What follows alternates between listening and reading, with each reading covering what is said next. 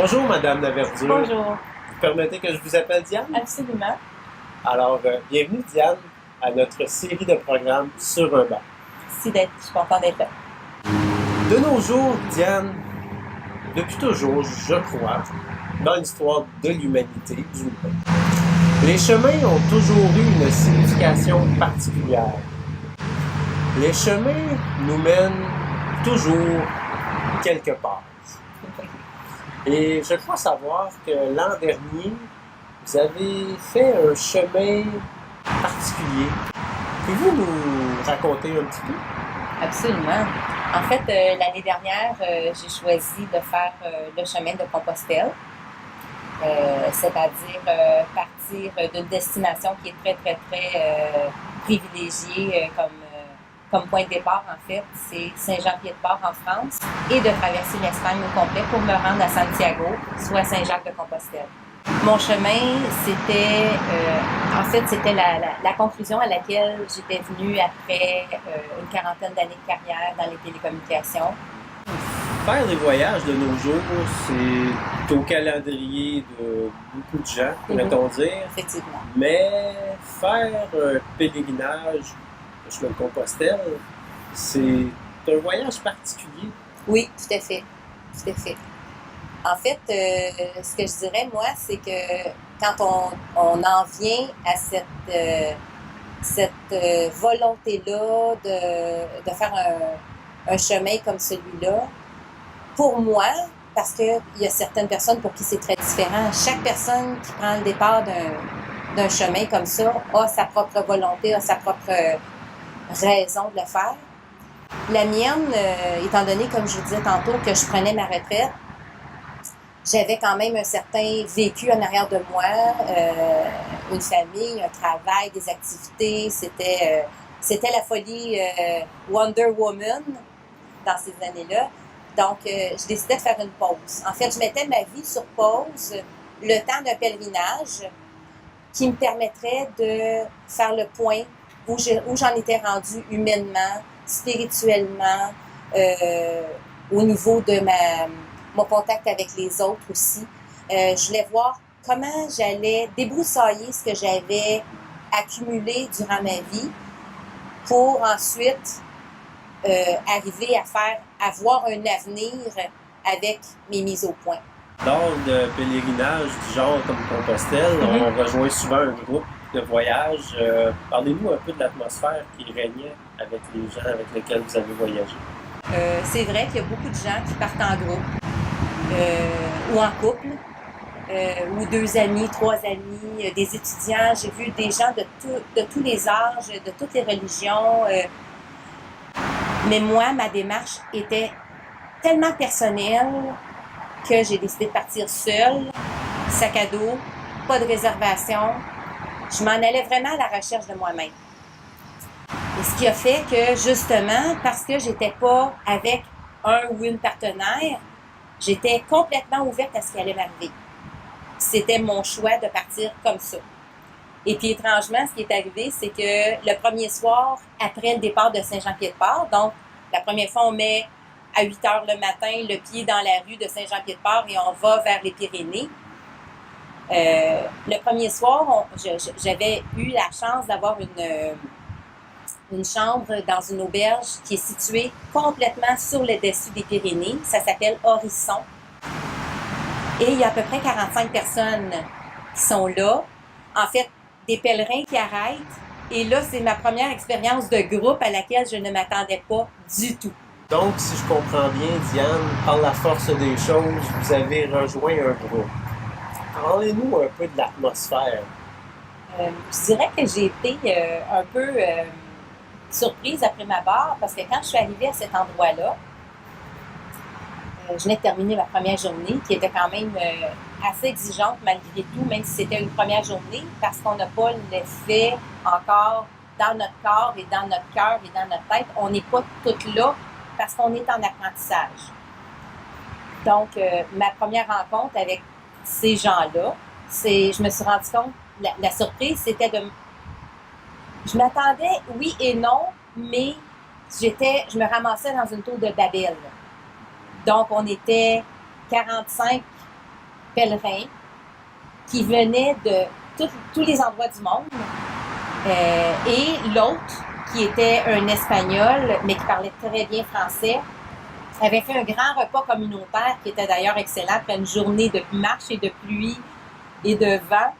Au dessert, il nous a demandé chacun notre tour de nous lever et de dire dans notre langue d'où on venait, quel était notre but de faire Compostelle, combien de temps on partait et tout ça. Donc, il y a des gens qui s'exprimaient en italien, en français, en allemand, en espagnol, évidemment. Il y avait de toutes les confessions. C'était tellement drôle, puis à la fois tellement touchant de voir des gens. Quand je dis la tour de Babel, ce qui m'a impressionné, c'est qu'on comprenait tout le monde. J'en ai des frissons, j'en parle. On se comprenait malgré que personne avait une connaissance de l'autre à côté de qui on était. Grosso modo, la première journée, sur un périple qui a duré près de 50 jours, quel est l'aspect le plus éprouvant, le plus difficile tout au cours de ce long cheminement? En fait, il y a peut-être deux aspects qui me remontent comme ça. Un qui est très concret, c'est le côté physique de la marche. Parce qu'on se dit on s'en va marcher. Par contre, quand on se met à marcher, quand le corps se met en branle, on a beau être en forme, être entraîné, on se dit mais voyons donc, mes jambes avancent, j'ai mal dans le dos, mon sac à dos il est croche, j'ai mal à une épaule, ben voyons donc, j'ai mal à la tête, j'ai pas assez mangé, je suis en train de me déshydrater. Alors tout l'aspect physique corporelle de la marche pendant les 7 à 10 premiers jours sont extrêmement présents. Bon, évidemment, on parle beaucoup d'ampoules, c'est très cliché, mais si on ne fait pas ce qu'on devrait faire, c'est vrai qu'il y a des gens qui se ramassent avec des pieds pleins d'ampoules, ils doivent arrêter, ils doivent attendre une journée ou deux que ça commence à guérir. Moi, j'ai vraiment été bénie. J'avais fait beaucoup de démarches avant de partir, c'est le cas de le dire, pour savoir quoi faire, comment guérir des trucs ou comment ne pas carrément avoir d'ampoule. Et puis, on s'entend que, bon, traverser les Pyrénées, c'est pas des routes et puis des trottoirs comme on a ici. Il y a des endroits qui sont un peu plus élargis, mais quand on marche en forêt, on est à flanc de montagne, la falaise, et puis on a 18 pouces pour passer. Et que dans ce 18 pouces-là, des fois, il y a des vélos, parce qu'il y a des gens qui font Compostelle à vélo. Quand ils arrivent, ils font cling-cling avec leur petite clochette. S'il y en a, on doit se tasser pour les laisser passer. On s'accote contre la falaise. Mais 18 pouces après, il y a peut-être un 200-300 pieds. C'est pas sur tout le chemin, ça, mais c'est dans les premiers jours. Donc, on se dit, mon Dieu, dans quoi je me suis embarquée?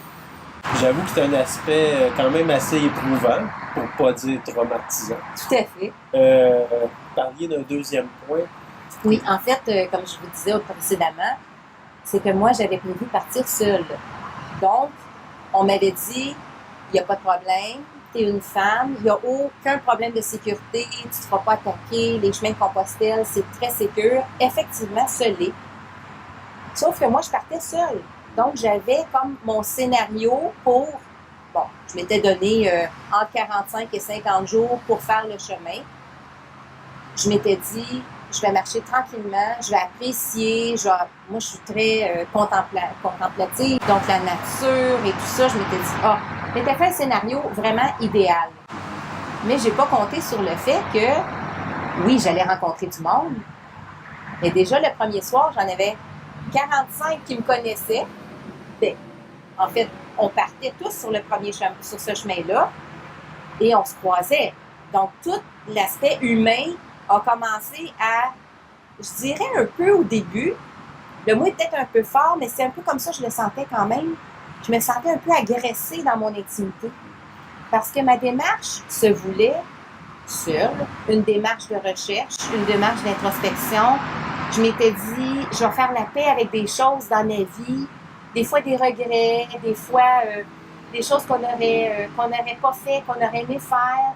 Et là où j'étais rendue, c'était l'endroit pour moi où j'allais faire le point. Mais on était constamment en interaction avec des gens autour. À travers tout ça, j'imagine que la tentation de rebrousser son chemin ou d'abandonner tout ça est venue à l'idée.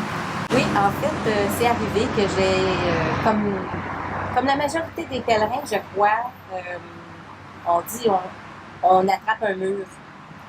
C'est que là, la difficulté physique, au début, elle est très forte. Donc, on n'a pas le temps de s'intérioriser du tout. Après ça, le choc, comme je disais tantôt, de rencontrer des gens et d'être à peu près jamais seul, il y a une adaptation à ça aussi parce qu'il y a des gens, on se rend compte sur le chemin, après, quand on commence à sourire un peu plus, que les gens sont attirés par nous selon notre attitude. Donc, comme je suis une personne qui est assez expressive de façon naturelle, tout ça, veut pas, même si moi, je pensais de me retrouver seule dans ma petite intériorité, tout ça, j'avais quand même une attitude « Bonjour, hola, buen camino ». Parce que c'est tout le monde se dit sur le chemin « Bon camino », bon chemin, bon pèlerinage.